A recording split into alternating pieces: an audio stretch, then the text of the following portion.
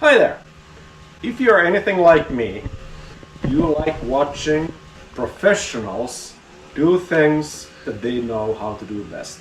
Like Robbie Layton sanding a panel, or Steve Dalgich building a Dodge engine, or Freiberger doing what Freiberger does. Talk about things.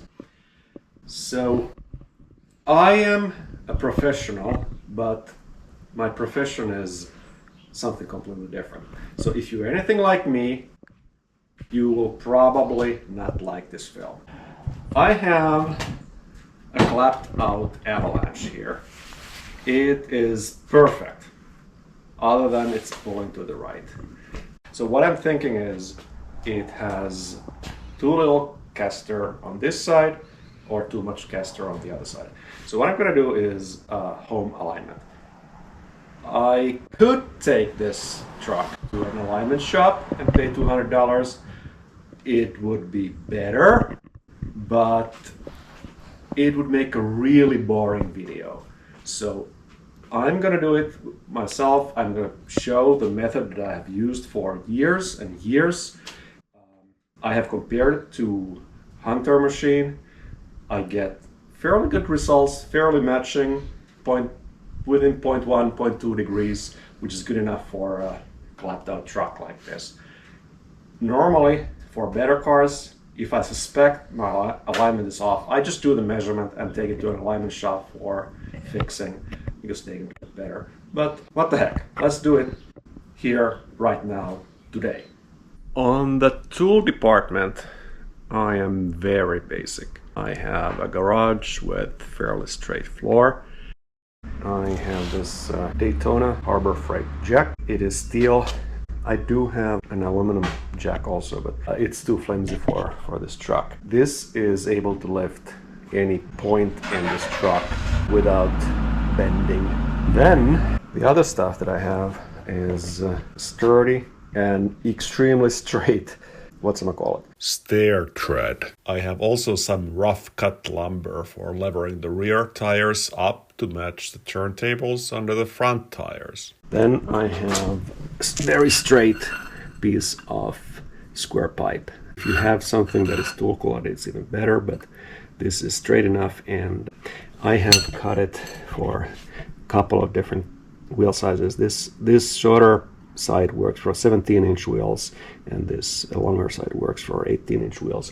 And if I have a wheel that is not concave like this, here my straight edge is not touching the wheel, I mean the center of the wheel or spokes, it is just touching the lip.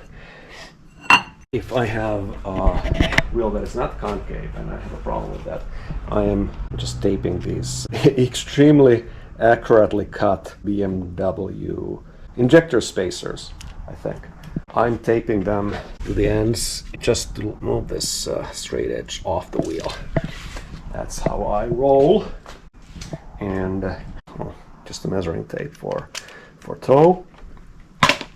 And alignment plates. These are not cheap, so you could use 2 pieces of plastic with grease in between, or a metal plate with grease or something, just to make sure that the suspension settles and you can turn the wheels freely.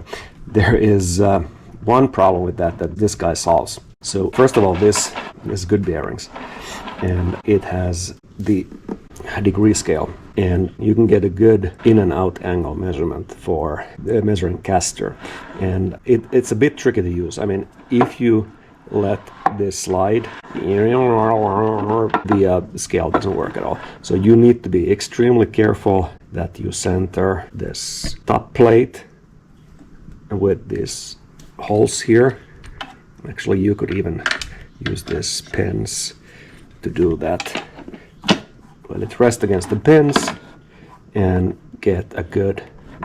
I think this is actually how it's supposed to be used. Interesting. I will show how much error in caster measurement you have per 1 degree of angle error in turning the wheel. It's simple math, which I'm not going to do in my head, but I'm going to show on screen. But this is nifty. It was like, I don't know, $150 a few years ago. It has paid itself several times because I have to do realignment quite often because it gets knocked off on trails. I actually like doing this. I could take it to a shop, but I'm not the kind of person to do that. Then the most important tools, a telephone. So I'm using two apps. One app is this Car Tools. Car Tools has different calculators. It has a tow calculator, caster and camber calculators. So you don't need to do treg when you're sweating in the garage. This is really nifty and cheap. It's free and it doesn't have intrusive ads.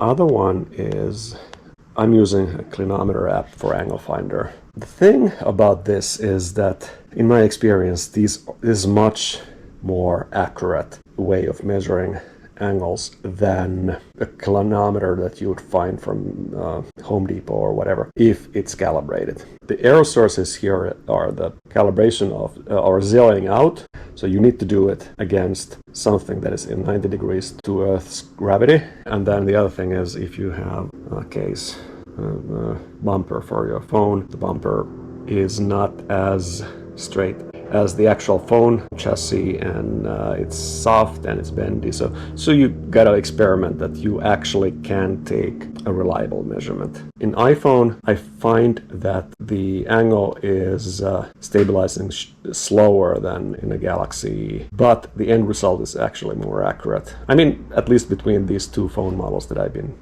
using here. An easy way to calibrate the clinometer is to use the rear wheels. If you have a solid rear axle, the camber is always 0 in the back. I'm going to check the other side also. There's a couple reasons the 0 might be off. One is this wheel is not straight, or the floor is not level, or the phone is not in calibration. Actually, I'm using another phone. It's easier. This phone is good.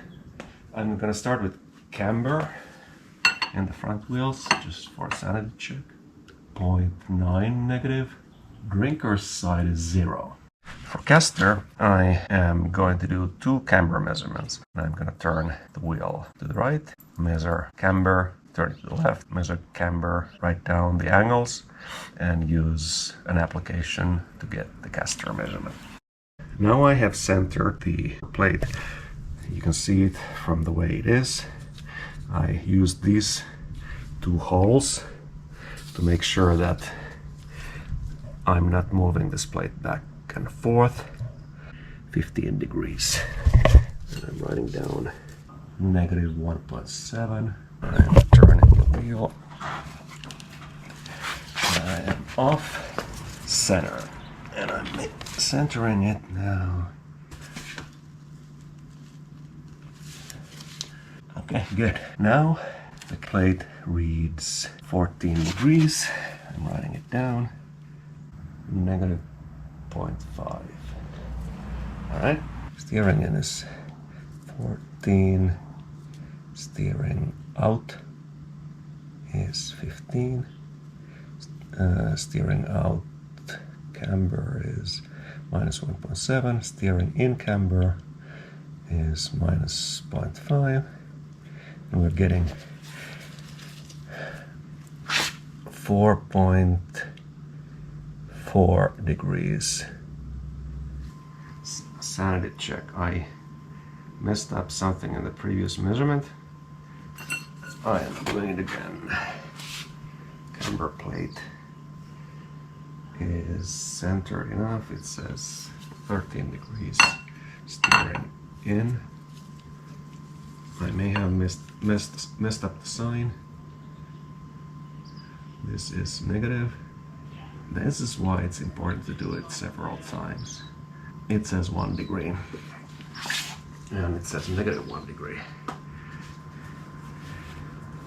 Steering in. So I got the sign wrong. Doing steering out. Steering out. Positive 0.4. after the initial measurements, I'm at 3.9 caster on the left and 3.6 on the right, and minus 0.9 camber on the left and 0 on the right. So no wonder it's pulling. There's clearly less caster on the right. Actually, I should take the left hand in a bit, but because I want to fix this 0 camber, and I don't want to work on both sides today, I'm gonna leave this. I'm happy with this minus 0.9 camber. It's all right. It's a bit over, but I'll be fine. But I'm gonna take this caster a bit out, which will bring this camber in also. So positive caster is this way, and negative caster is this way, and of course every modern vehicle is positive, and you want to have more positive on the drinker side to compensate for the road crown. So I need to do this, and to do this I'll need to pull the control arm out, and it doesn't have a whole lot of adjustment left. Actually, I should probably adjust camber in. I do need a little bit more camber on this side. Oh, but I can do it piecemeal. So let me try what happens if I adjust the caster out first. I need to get these bolts off with something.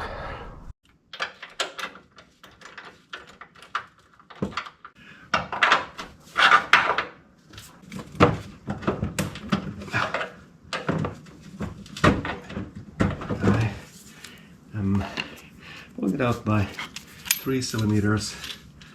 That should be enough for 0.4 degrees.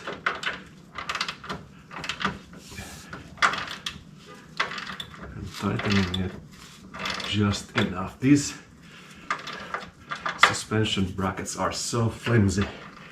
This alignment gets knocked off on the trails all the time. I will tighten it once I'm done with measurement. Okay, after the first round of adjustment on the right and averaging, I got 4.1 caster, minus 0.1 camber. Caster wise, I am good. I think I have 0.2 cross caster, but I want to take the camber in a little bit more.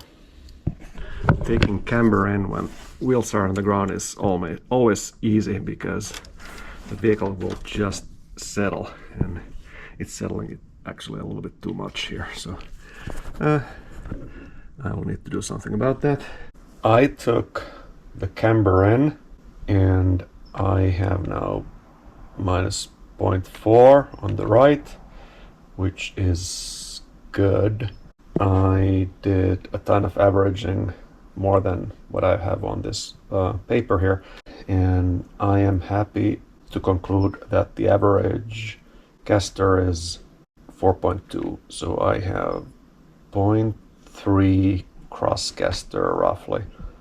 4.2 is a bit on the high side for this truck, but within my accuracy of measurement, it's fine. I'm gonna take it for a test drive and see if it pulls now, and we'll do the tow after that. In the end of the day, to make the truck track straight, the important part is to change the cross caster until it does. The caster accuracy itself is less important. It won't wear out the tires. It's a bit more important in a track day car than a monster truck. Camber is much easier to get correct, and it usually has a quite large acceptable range. And as you probably noticed, I did not even bother getting it to the range on the left side. Tow, on the other hand, wears the tires out, and a crooked steering wheel is super annoying, so now I'm happy with the pulling. So, well, there is no pulling. The truck goes straight on a highway and my camber and caster is fine. Now I need to check the toe. Oh, I need to set the toe because it's messed up after the other adjustments.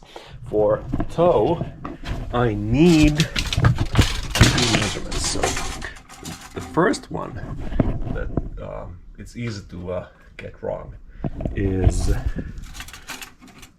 the tire diameter, which is not, in this method that I'm using, it's not the actual tire diameter, but it is the distance of the measuring tapes before and after the front wheel.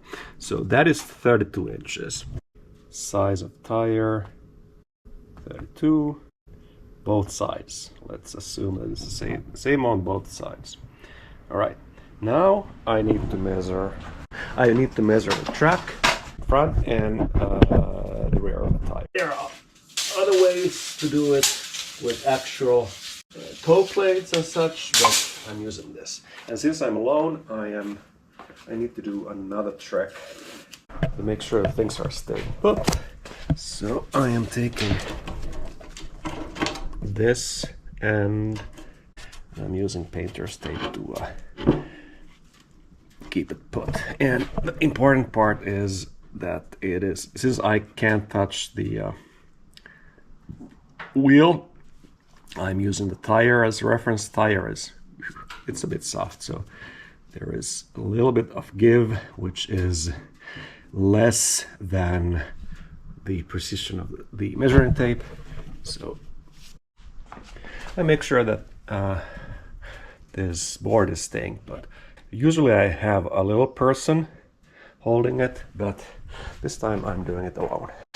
Now I'm taking a measurement on the other side to the outer edge. Same thing here. I'm pressing the board against the tire with my foot, and I'm concluding it is 81 inches sharp, which I'm writing down. 81. And I can see that I have a massive toe out of a 1/4 inch. 81 1/4. So my final measurement is 0.45 degrees out. I want it about 0.1 in. I know from the test drive that my steering wheel is crooked to the driver's side. So that means to correct that one, I will adjust only one tie rod. And which one should I adjust? To move the steering wheel towards the drinker's side, I will need to, what do I need to do? If I take this one in, the steering will need to turn left to compensate. So I will take this one in. I am gonna use an adjustable wrench and vice grips to counter hold, because I don't have a big enough wrench for this. Okay, open sesame. Which way? Hold on, I need to use my head here. All right. I don't want to destroy the ball joint in the end, so I'm gonna do it with the counter hold. I need to move it a bit more than a 1/4 inch. So let me see how many turns. Need to shorten it. Half a turn at a time. That's half. 1.5 turns.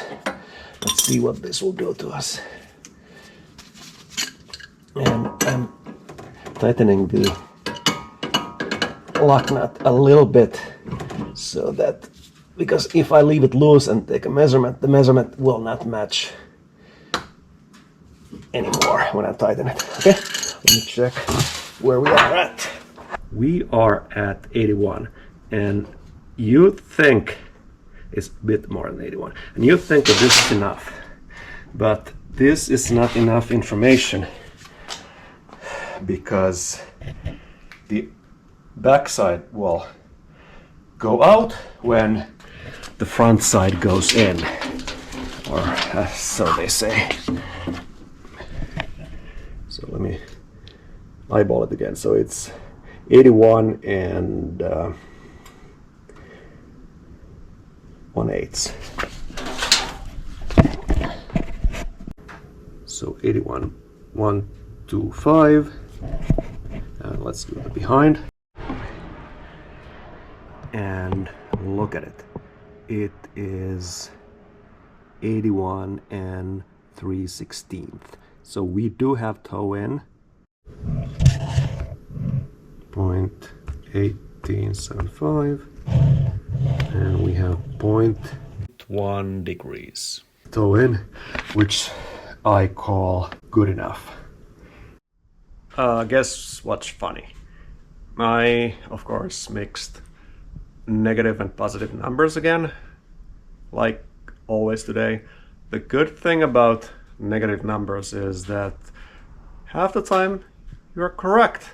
Well, and half the time you're not. I need to take this side out by 1.5 turns and the other side in 1.5 turns, and I should be good to go. All right, that's all for, which show is this again? Dirt Garage, Avalanche Garage, Avalanche San Diego, I forget. That's all for this week. The truck steers straight. It doesn't pull left or right anymore, and the steering wheel is straight. Steering feels good. I'm happy. That's all I care about. If you have any complaints about this or suggestions to how to do it better, tell me to go to an alignment shop, whatever, bleep bloop it into the comment box like Derek says, and I'll get more internet points. Thanks for watching. You can see us next time. I won't see you, but you will see me.